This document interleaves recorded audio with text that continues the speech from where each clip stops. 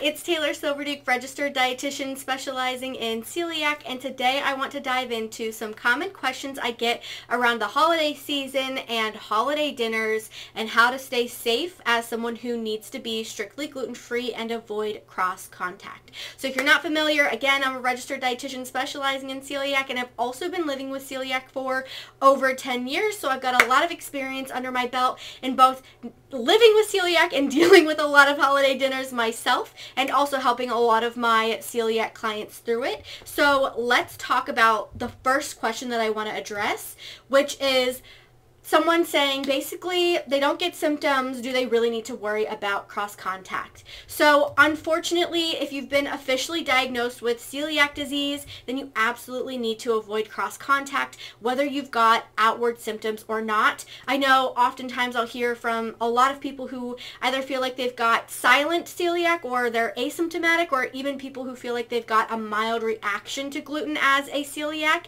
that they don't necessarily worry too much about cross-contact.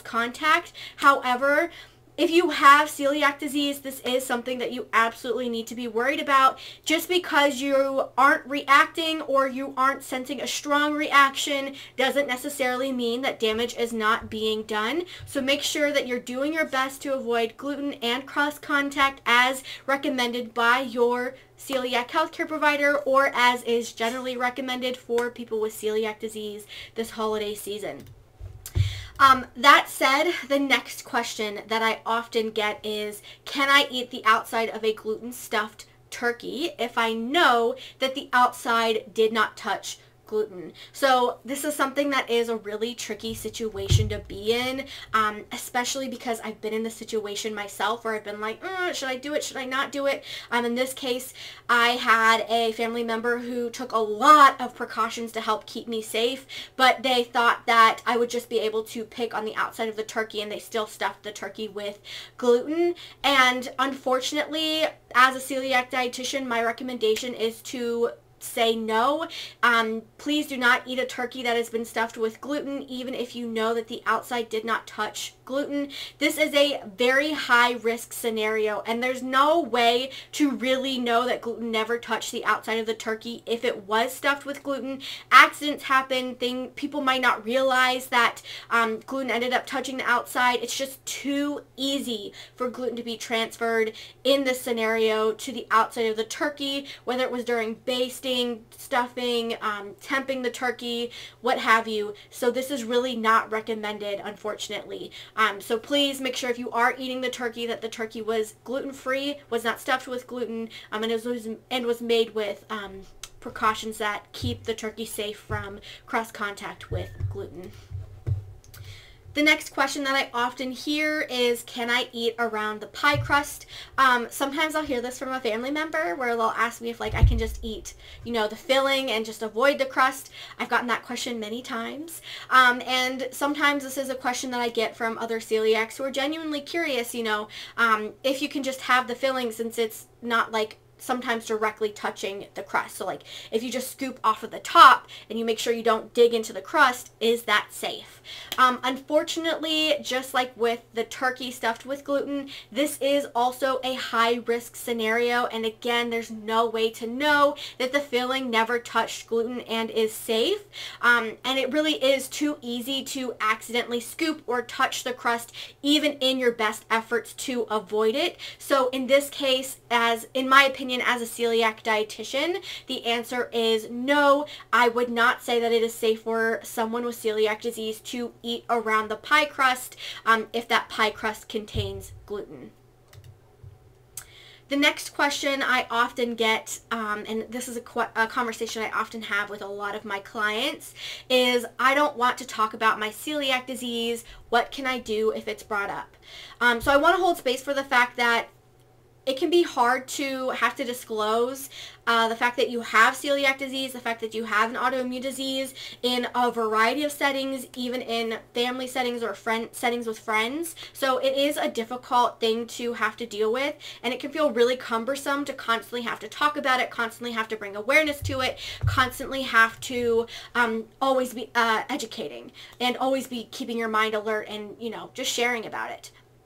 So if you've got a friend or family member attending the event with you, you can have them be aware and ready to switch the topic. So if you don't want it brought up or you don't want to talk about it, you can kind of just like get on the same page before you go into the event and say like, okay, if this is brought up, let's change the topic to like this new promotion I'm getting, or let's change the topic to this new hobby I'm into, or let's change the topic to this new hobby, whatever.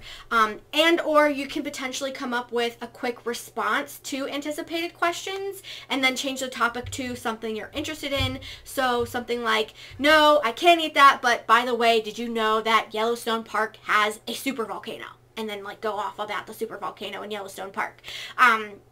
I do want to say, though, that this is something that can be really difficult. Speaking up for yourself, talking about celiac can feel really overwhelming, really stressful, and it can also feel like it gets old really fast.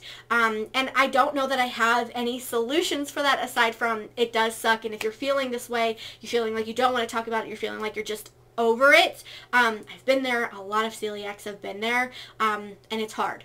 I don't really have any, like, I just want to acknowledge it is hard. The last kind of question this isn't the last question, but the second to last question I kind of want to touch on is oftentimes when I post about doing things like attending holiday events or holiday dinners or dinner parties, a lot of the times I'll see comments about like, this is why I just feel like it's not worth it and I just skip it, or isn't it better to just skip it, that kind of thing. So I do want to acknowledge like this is a very personal decision and a lot of people might decide that it might be worth it to just skip it, but if you're someone who is on the fence and you're trying to decide if it's worth it, some of the questions that I bring up when I'm working with my clients on this is, how does going or not going to events like this impact your quality of life? Because I think that is a really valid thing to consider. Are you going to feel more socially isolated? Are you going to feel more distant from your friends and family? Are you going to feel left out? Are you going to feel just, you know, sad, depressed, or more so these things versus if you were to go, just kind of factoring in like, what does your quality of life look like if you skip it versus not?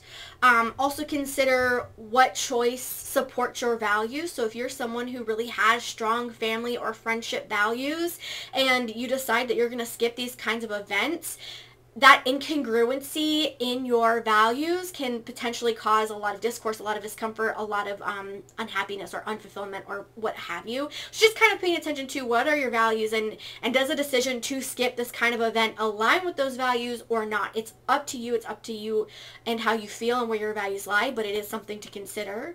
Additionally, how would attendance impact your mental, social, and emotional health?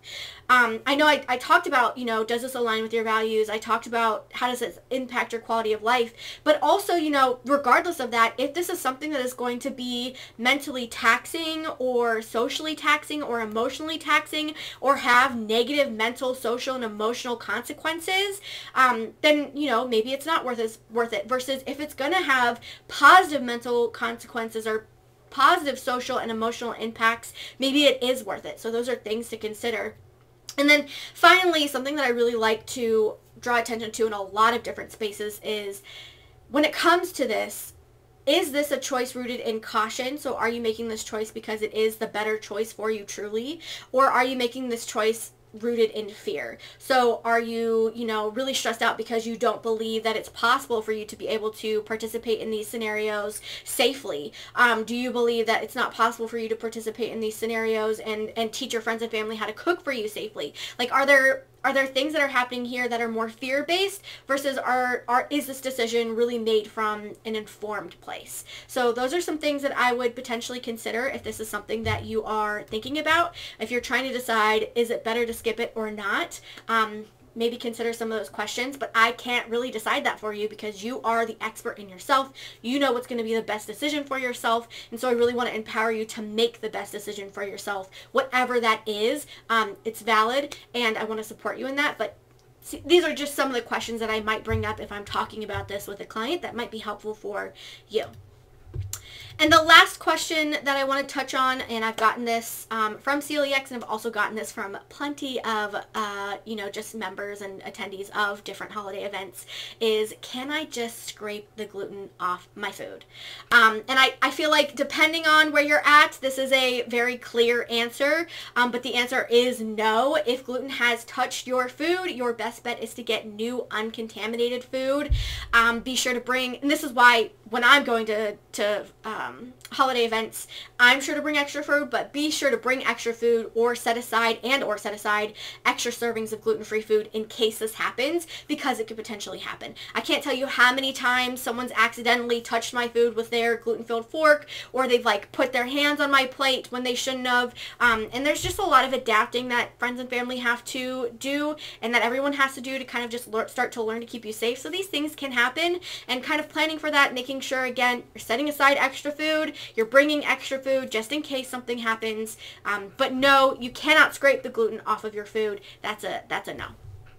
So all of that said, I hope this was helpful in giving you some more insights on how to stay safe when it comes to attending holiday dinner parties and holiday food events during the holiday season. If you've got any other questions, feel free to leave them down below and I'll try to get to them. And if you found this helpful and you want more help from a celiac dietitian, go ahead and hit the follow button. And if you want more resources on how to live a safe life with celiac disease, whether it be avoiding gluten in your food, medication, supplements, beauty products when necessary, or preventing cross contact, or teaching other people how to cook for you and prevent cross contact, all of that, if you're looking for more resources on that, definitely check out the description box. I've got a lot to offer. And all of that said, my name is Taylor Silverduke, registered dietitian specializing in celiac disease, and I will see you when I see you.